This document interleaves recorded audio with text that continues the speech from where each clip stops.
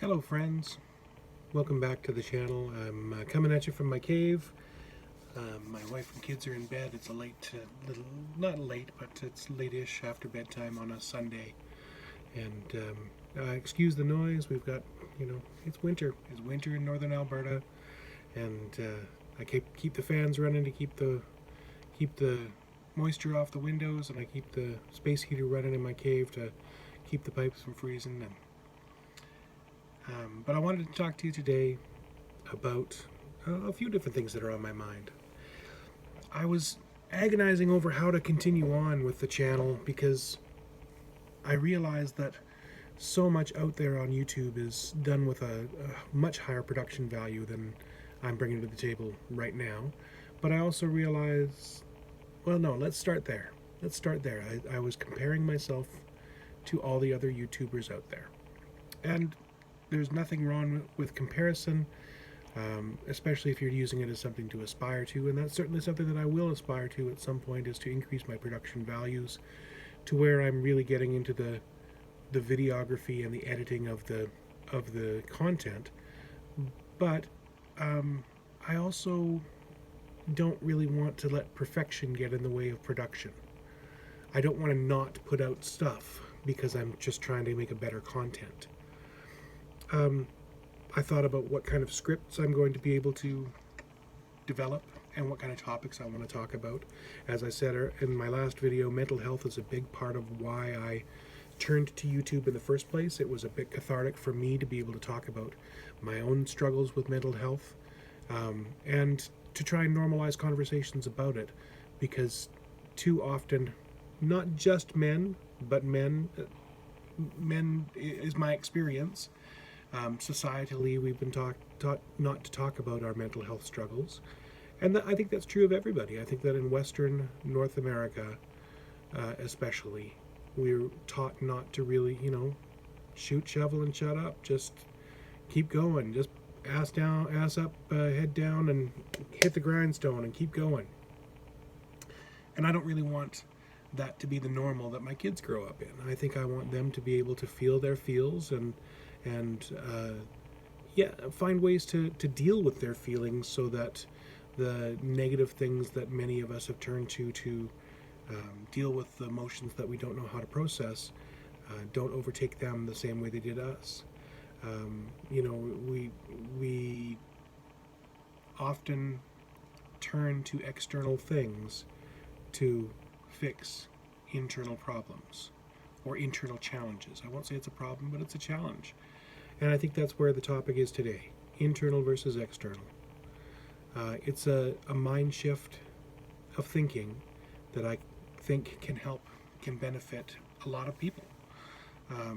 Too many times I hear in my own self-narrative and in the conversations that I have with others when we're talking about what's going on, about how somebody did this to me or something happened to me, and defining the next step based on some external force needing to be in its space before you could move forward. And I just really want to tell you that the only thing that moves you forward or holds you back is you. If the world has to be in a perfect configuration for you to do the next thing, then you will never do the next thing. I'm not saying that everyone should just rush in blindly and not consider consequences or consider the next part of what's happening in their own personal narrative. But I am saying that action is spurred by what you do inside of yourself. It's not having the next greatest thing. It's not having the next big paycheck, big payout. It's not about when I get 1 million likes, I'll do a certain thing. Comparison should only be so that you can determine whether you are where you want to be, not whether you can achieve what someone else can achieve. Because just like you only ever live in your own head, you only ever see what someone is able to show you, not the whole process of what's going on inside of them. You are enough. You are able. You are someone who can move forward in your life if you put your mind to it.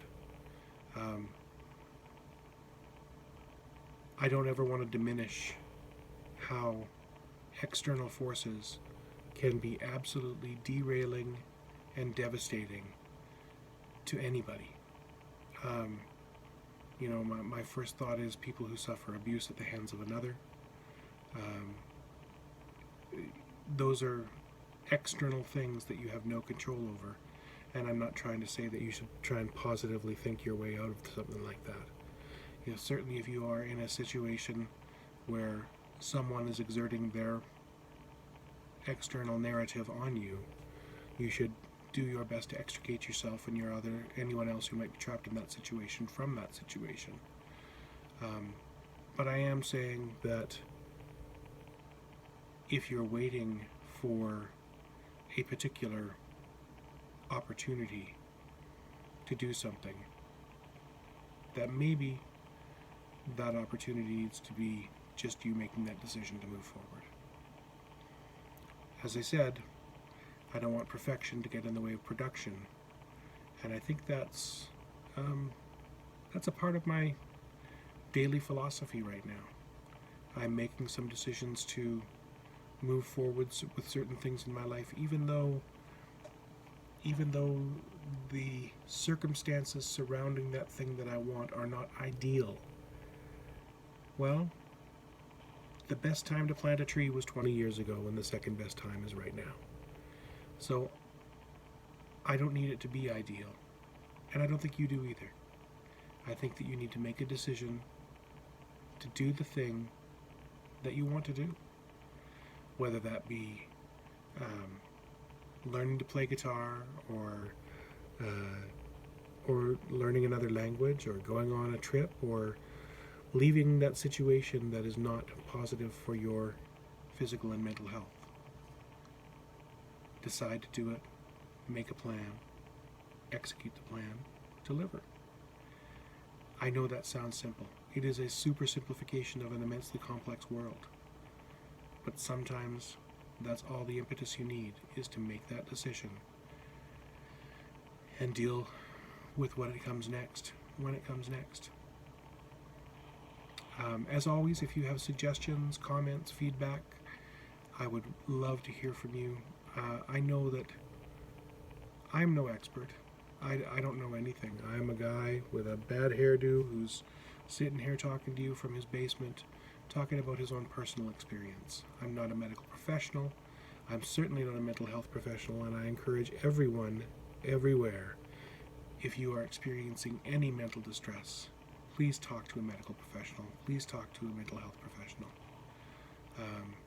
I spent a lot of time not dealing with my problems until they came to a boiling point, and I am only thankful that I was able to find a medical professional who helped refer me to the right mental health professionals that have kept me processing those things that I was avoiding, and kept the situation from getting any worse.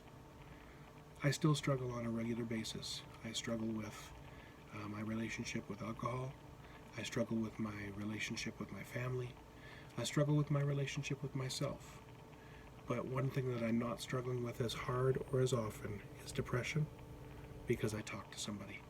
And right now I'm talking to you. If you need to talk to somebody, send me a message. I would love to talk to you about your mental health in a way that is positive for both of us, and understand that you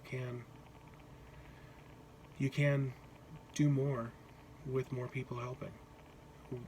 10 of us are smarter than any one of us, and it's having those conversations that's going to make the difference.